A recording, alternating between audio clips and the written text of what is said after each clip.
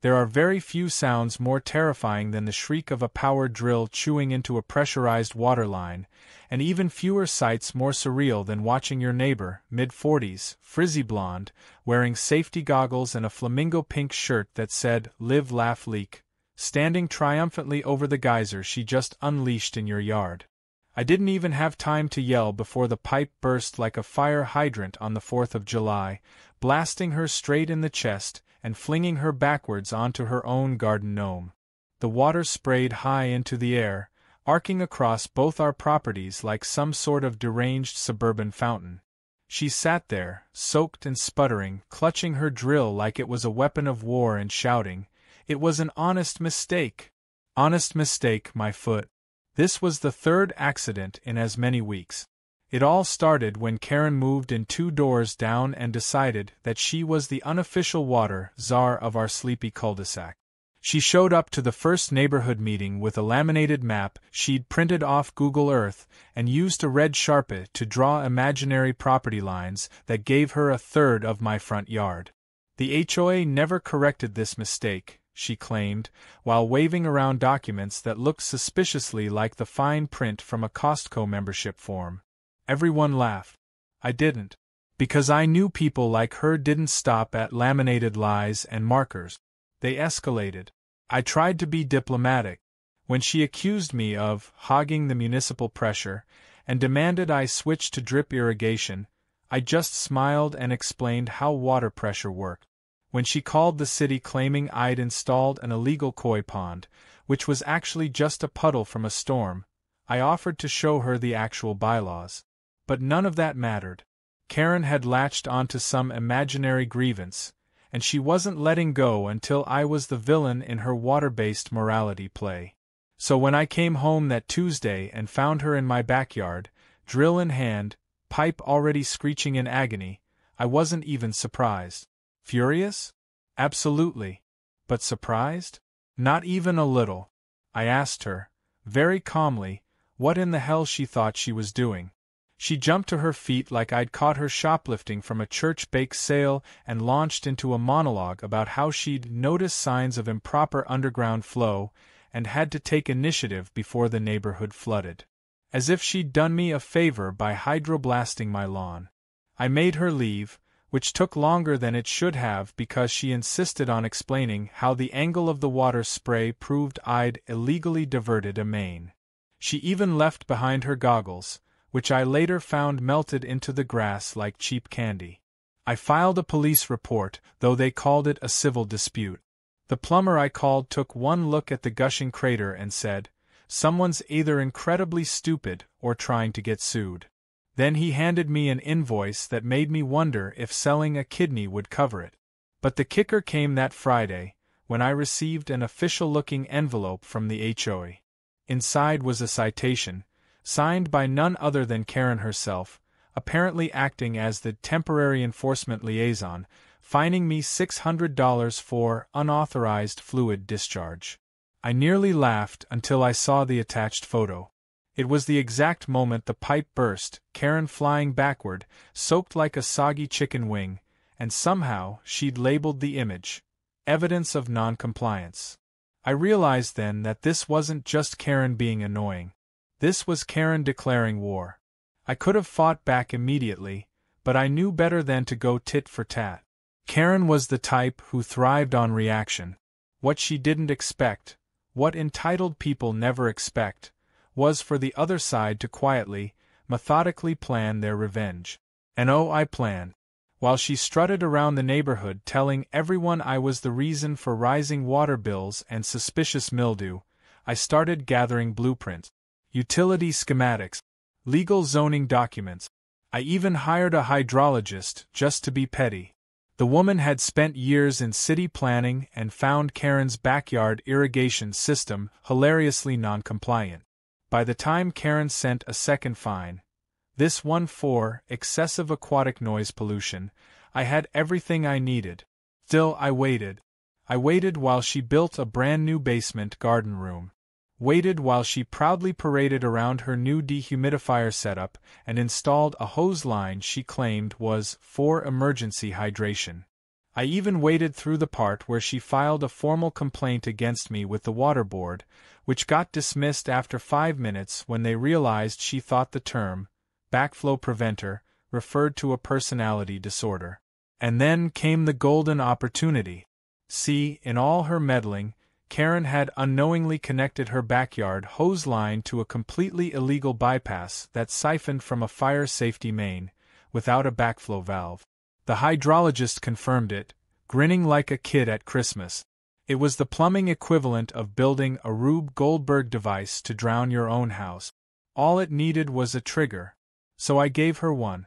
Early one Saturday, I was out front, watering my very legal, very lush garden, when Karen stormed over in flip-flops and a leopard print bathrobe, screaming about how I was hoarding community resources and triggering her flood PTSD.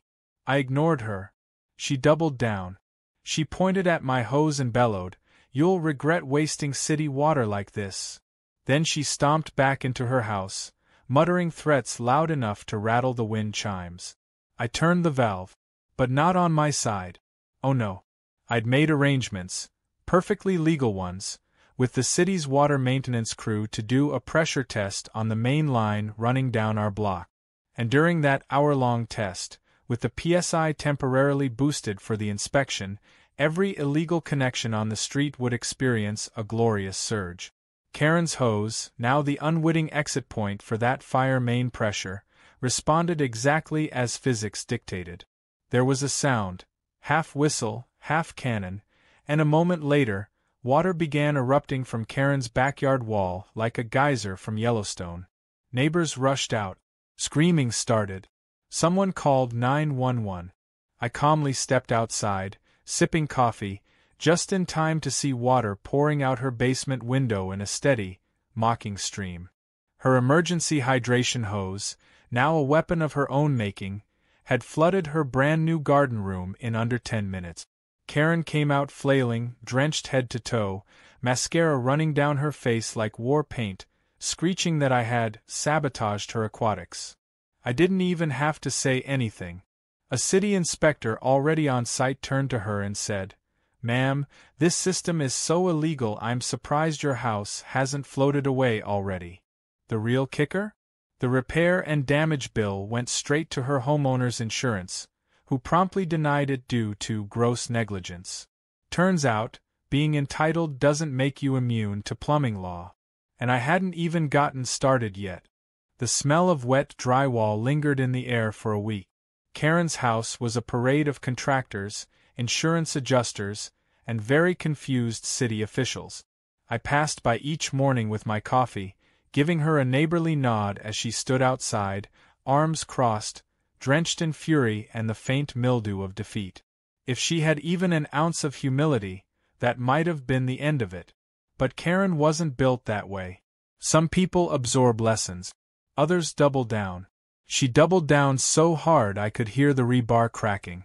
The first sign of retaliation came in the form of orange flags, hundreds of them. My front yard looked like it had contracted a case of construction chickenpox. Apparently, Karen had requested a utility resurvey on my property, citing unverified subterranean anomalies. She filed under a city ordinance meant for major pipeline rerouting.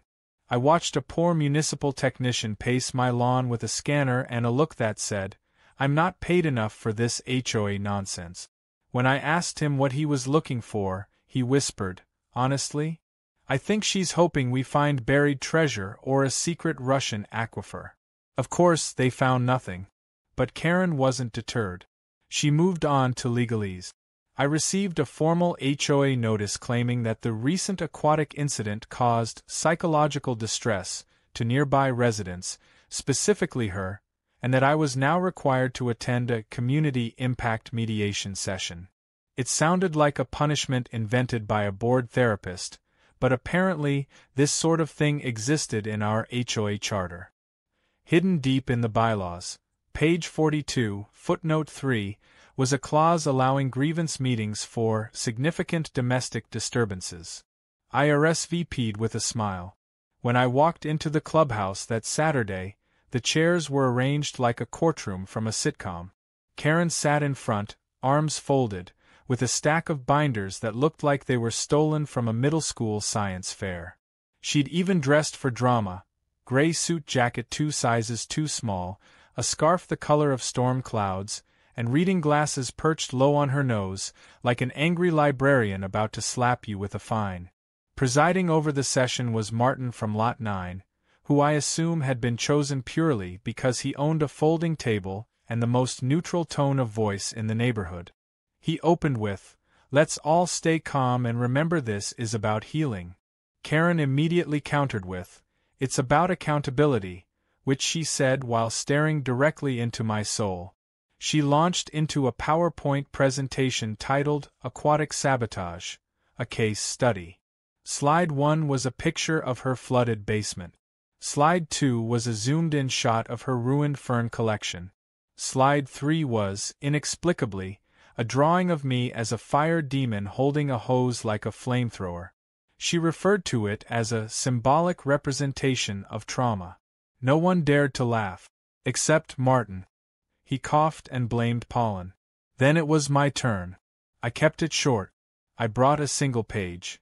The city inspector's report showing her illegal hose connection, lack of backflow prevention, and misuse of a public water line. I read the last line out loud. The flooding event was self-inflicted due to unauthorized plumbing infrastructure installed by the homeowner in violation of municipal code. Then I folded the paper and said, "I rest my case." Silence. Glorious, awkward silence. Martin cleared his throat and mumbled something about needing to review findings, and the session ended without a ruling. Karen stormed out, binders clutched to her chest like a fallen dictator clutching state secrets. The next morning, I found 6 dozen eggs smashed on my driveway. I didn't need a forensic lab to know the yolk trail led straight to her. That's when I decided to go from defense to offense. You see, what Karen didn't know was that I wasn't just some suburban guy with a shovel and a decent lawn. I worked in infrastructure logistics, specifically municipal systems, meaning I had access to public records, contractor reports, and, most critically, historical water planning maps that showed a delightful little detail. Karen's house sat right on top of an old, inactive water easement that had never been formally decommissioned. To a normal person, that would mean nothing. To someone like me, it was gold. I sent a quiet request to the city to reactivate the easement for testing. Perfectly legal. Perfectly routine.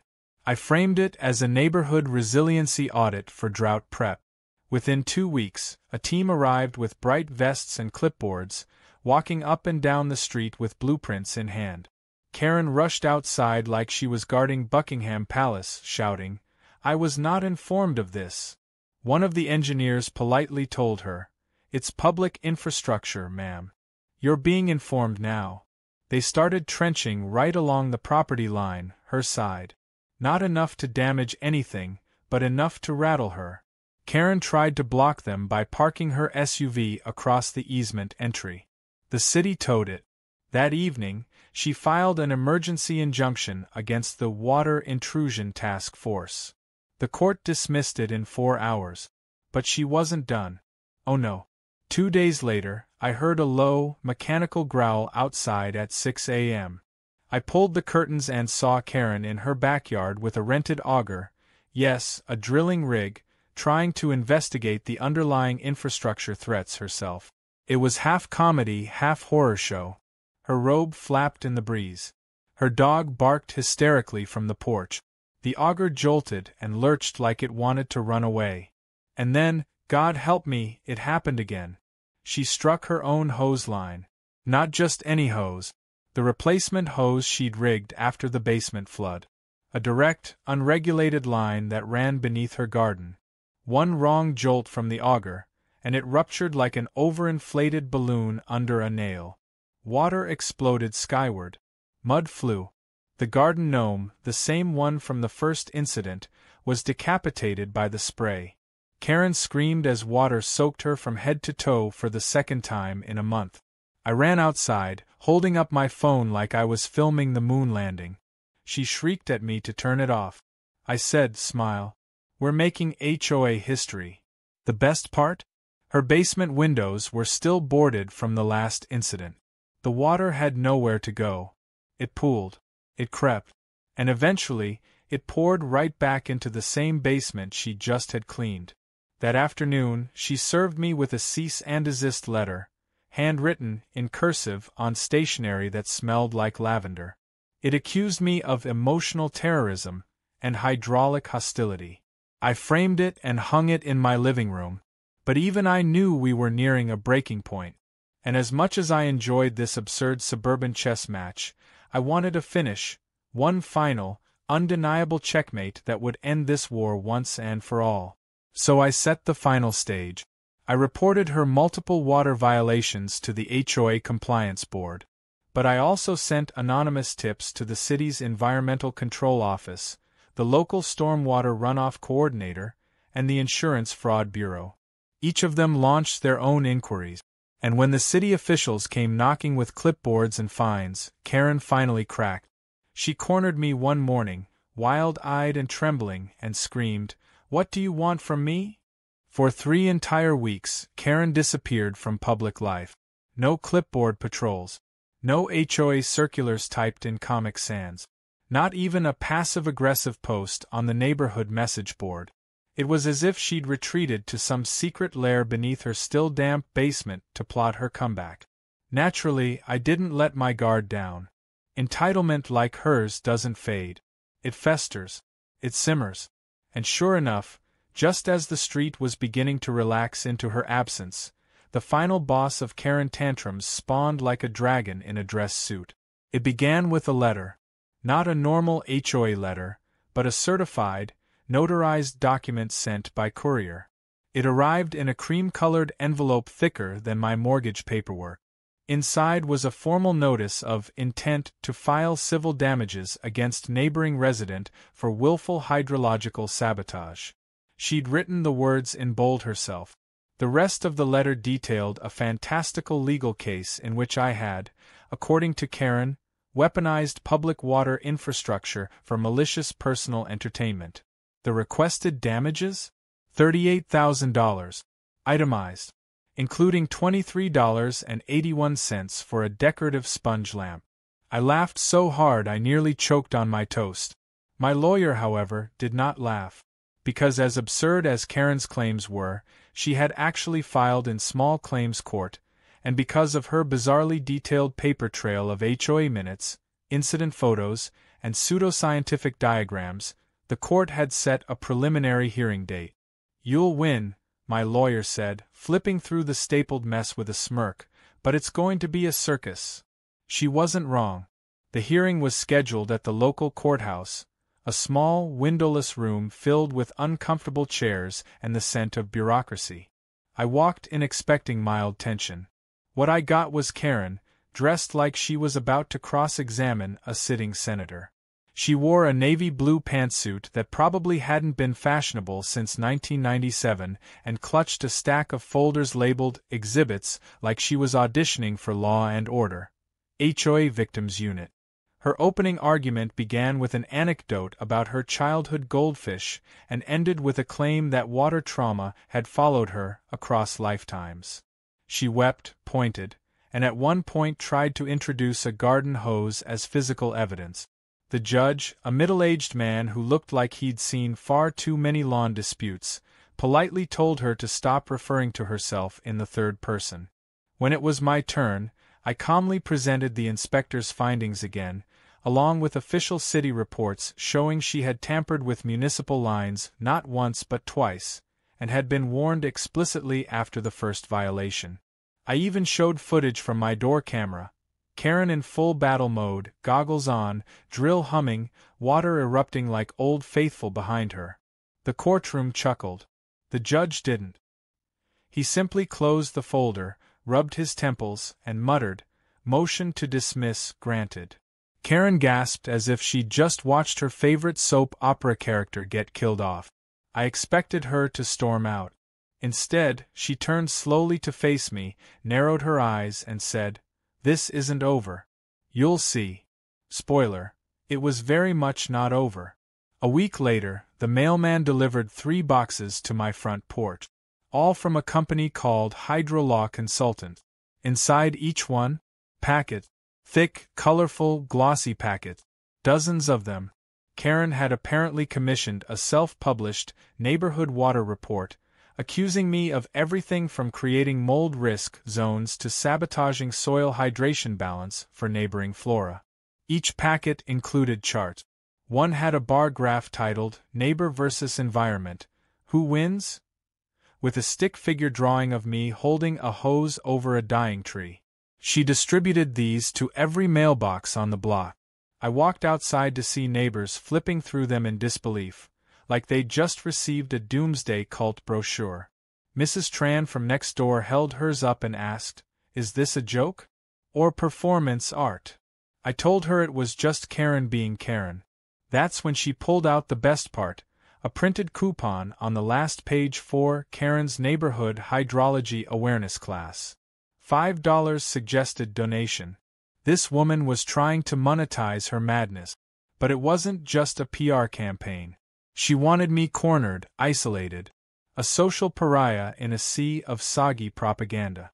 So I did what any rational, vindictive, emotionally reserved homeowner would do. I fought back. Not loudly. Not obviously. But methodically. I started with the hose.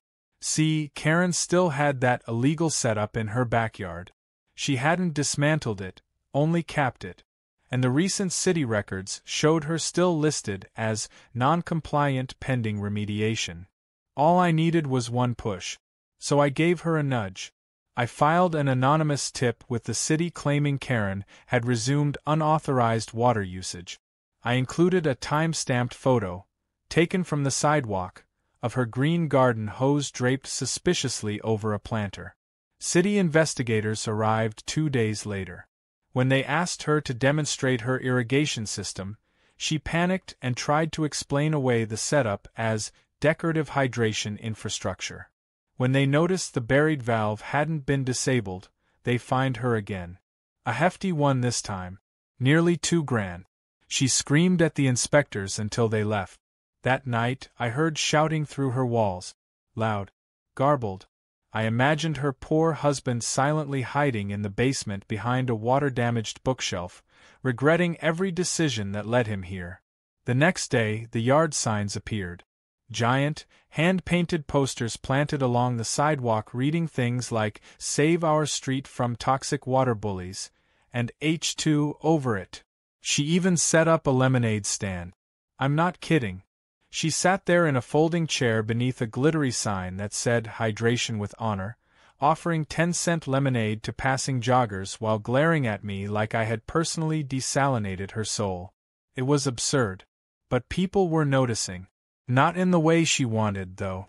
Because the thing about overplaying your hand is people start to see the desperation. Neighbors who'd once rolled their eyes at both of us began to quietly side with me. Mr. Anwar next door offered to testify if she escalated. The Parks family across the street started walking the long way around Karen's house. Even the HOA president, a guy named Dale who usually avoided conflict like it was contagious, sent out a quiet memo clarifying that unauthorized complaints and non-HOA approved citations are not valid and should be reported. And yet, Karen's finale still hadn't come. That's when I found the pipe. It was a Sunday morning. I was trimming the hedge near our shared property line when I noticed something odd, a faint hissing sound like air escaping. I followed it to a spot near her fence. I moved some mulch, cleared some weeds, and there it was, a PVC joint, barely sealed, dripping steadily into a trench running under the fence toward her basement wall. She'd connected again. This time sneakier. Lower pressure. Hidden. It wasn't just illegal. It was dangerous. A slow leak like that could destabilize the foundation over time, especially with our clay-heavy soil. She was risking collapse, hers and mine. All because she couldn't let go of the idea that she controlled the water.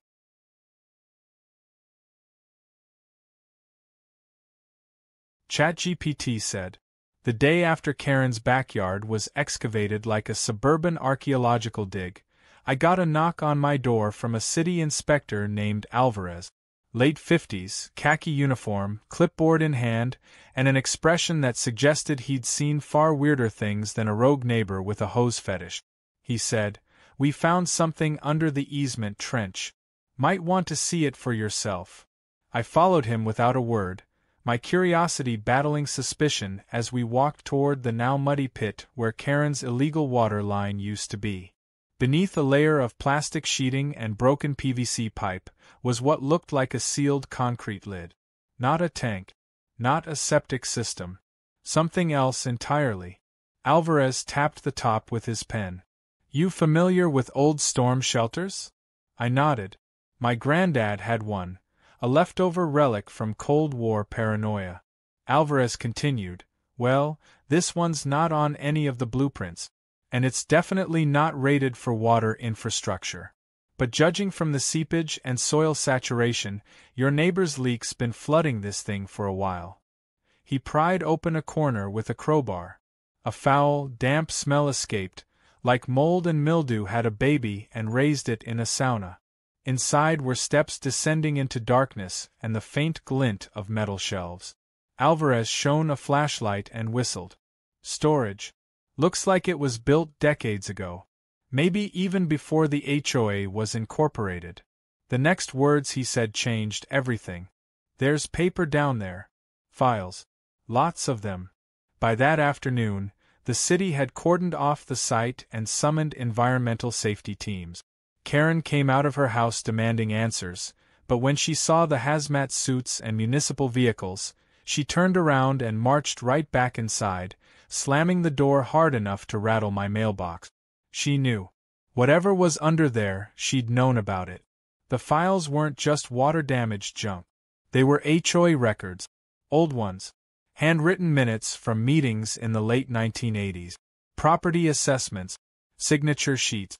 And in the middle of it all, a notarized, legally binding document titled, "Articles of Community Water Rights, Original Covenant."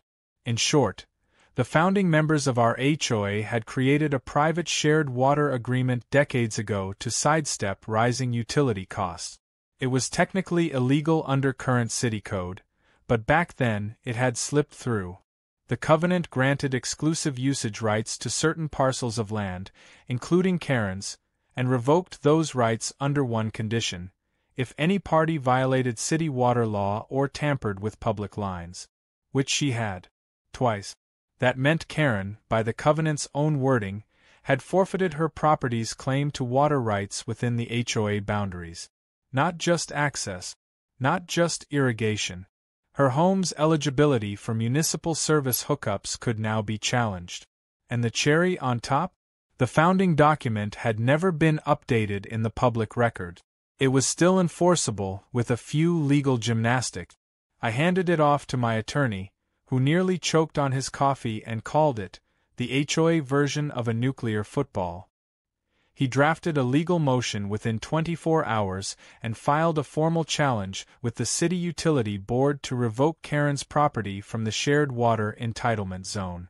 Legally speaking, I just threatened to cut off Karen's water at the source. Not through petty sabotage. Through policy. The neighborhood went into chaos. Karen stormed the next HOA meeting, waving a protest sign like she was rallying a crowd of oppressed villagers. She screamed about unlawful excavations, weaponized bureaucracy, and even accused me of digging the underground shelter myself. When Dale, the HOA president, gently reminded her she'd been fined twice by the city for water violations, she shouted, "I am the victim of a hydraulic conspiracy." Nobody argued.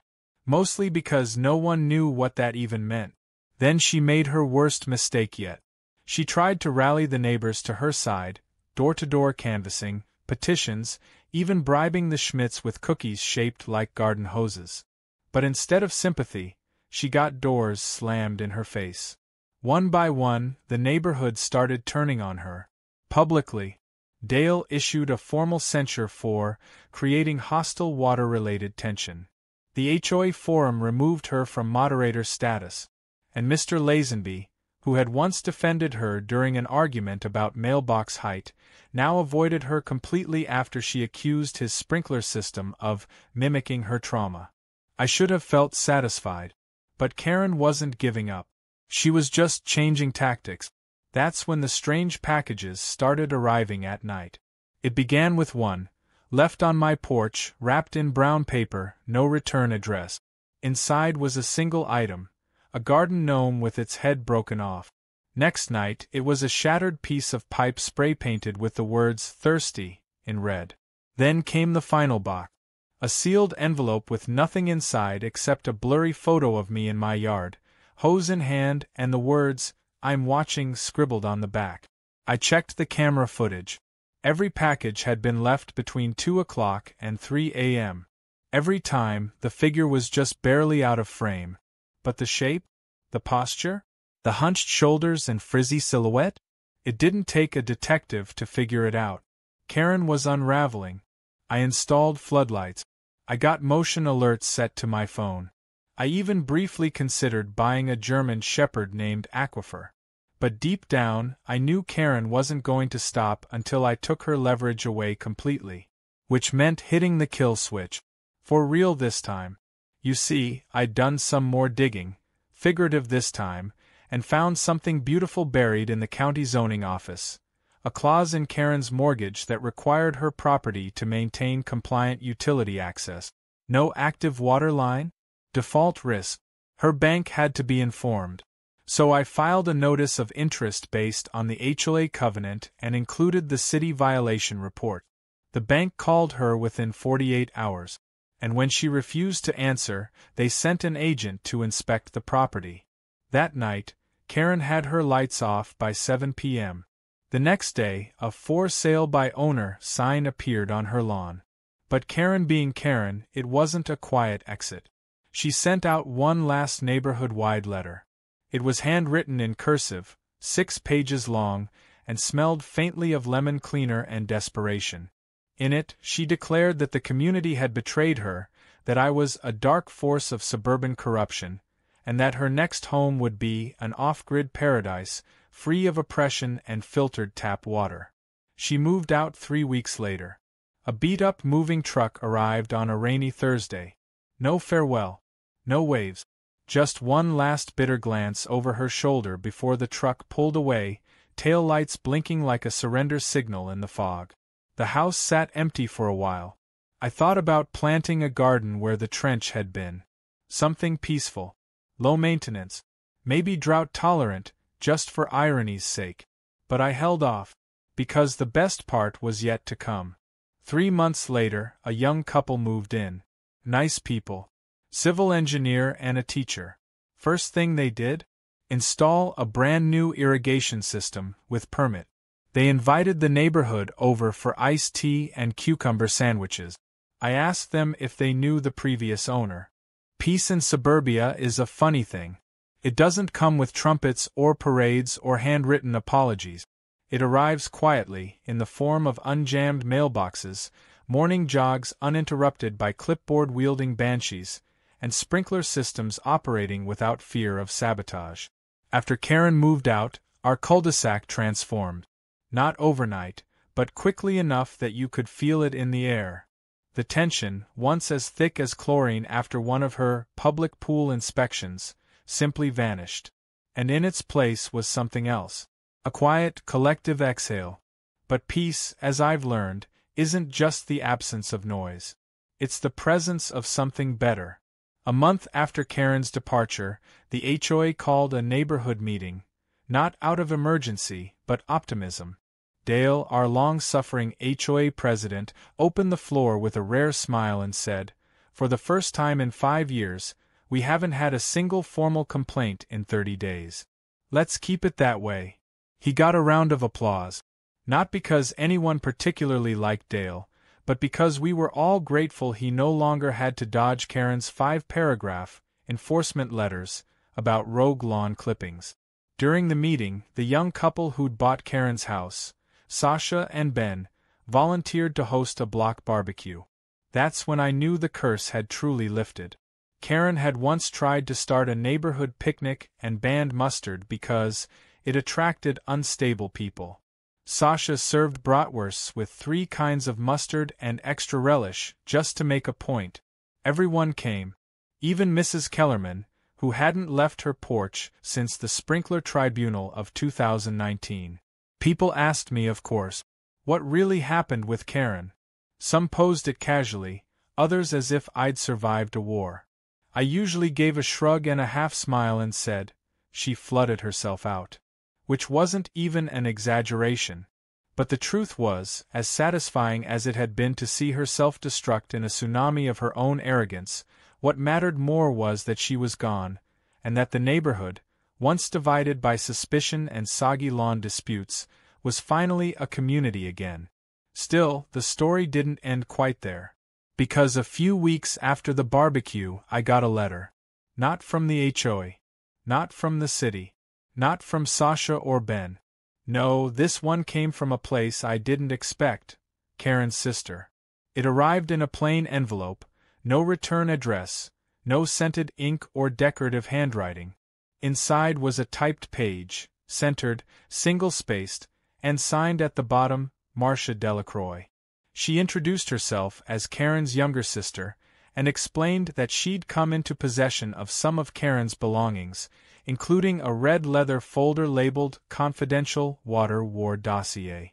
Marcia's words were precise, measured, even clinical.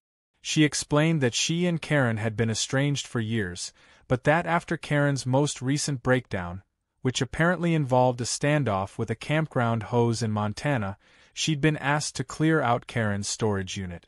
And that's where she'd found, as she put it, the blueprint for psychological warfare against an entire neighborhood. The folder contained map, note, handwritten revenge plans categorized by neighbors. Mine, apparently, was labeled Hydro Nemesis. Marcia didn't find it funny. She found it deeply troubling. Which is why she sent it to me. Not to entertain, but to apologize.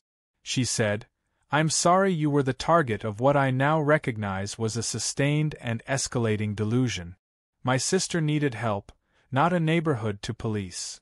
It was the first sincere apology I'd seen connected to Karen in over a year. And it made me realize something else. Karen hadn't just been annoying. She'd been unraveling. Not an excuse, but a context. Somewhere along the line, her obsession with order, with control, had spiraled into something far more toxic. She hadn't wanted power for its own sake, she'd needed it to feel safe. And when she lost it, she drowned in her own chaos. I didn't keep the dossier. I burned it in my fire pit that weekend, surrounded by friends from the block and 2 laughing kids trying to roast marshmallows with plastic forks. But I did keep the letter. Because as strange as it sounds, it closed the loop. It made Karen human again. Flawed, destructive, impossible, but not a monster. Just someone who cracked under the pressure of pretending she knew better than everyone else. And then came the final twist. Because life loves a good encore. It happened one Sunday morning as I was raking leaves near the trench where the infamous leak had once gushed like Niagara. A black SUV pulled up, rental plates clean, quiet. The door opened and out stepped a woman I hadn't seen in months, wearing sunglasses, a gray windbreaker, and what appeared to be zero makeup for the first time ever. Karen. She didn't walk like before. No stomping. No clipboard. No aura of suburban domination. She moved slow, deliberate, like someone walking across ice that might crack beneath them. I stood frozen with the rake in my hand. She raised a hand, not in warning but greeting. I didn't wave back. I just waited. I came to apologize, she said, barely above a whisper. I raised an eyebrow. You brought reinforcements? She smirked, just a flash of the old Karen, and shook her head. I'm in therapy now, she said. Court mandated. Part of my adjustment. That explained a lot. I'm not here to make peace, she added quickly. I know that's not my place. I just needed to see the damage. For myself. I nodded slowly. Most of it's been repaired. Some of it improved, actually. She looked around. The neighborhood looks good. Yeah, I said. Without the nightly hose warfare, people sleep better. She smiled faintly at that, then turned serious. I don't expect forgiveness. But I needed you to know, it wasn't about you. It was never just about you. I know, I said. That's what made it worse. We stood in silence for a moment. Then she turned to go. Karen, I called out. She paused. If you ever try to connect another illegal hose line, I will personally bury it in concrete. That got a real laugh. Fair, she said, and got back in the SUV. And just like that, she was gone again. This time, for good. In the weeks that followed, her shadow faded completely. The garden she once overwatered bloomed under Sasha's care. The trench filled in with grass. The HOA rules got a much-needed rewrite, including a section banning all unofficial citations, weaponized water devices, and the phrase hydration terrorism. I never told the neighbors about the visit. It didn't matter. The Karen they remembered had already left behind a legacy no one wanted to revisit. We all moved on, some with scars, others with stories. And me? I finally installed that koi pond Karen once accused me of hiding. Not out of spite. Out of peace. Out of silence. Out of joy. Every morning, I walk out with a cup of coffee and watch the water ripple. No noise. No drills. No screams about zoning. Just a man, his fish, and the calm that followed the flood. And in that stillness, I sometimes imagine Karen somewhere out there, off-grid, trying to wrestle a solar-powered hose into compliance. May the odds be ever in her favor.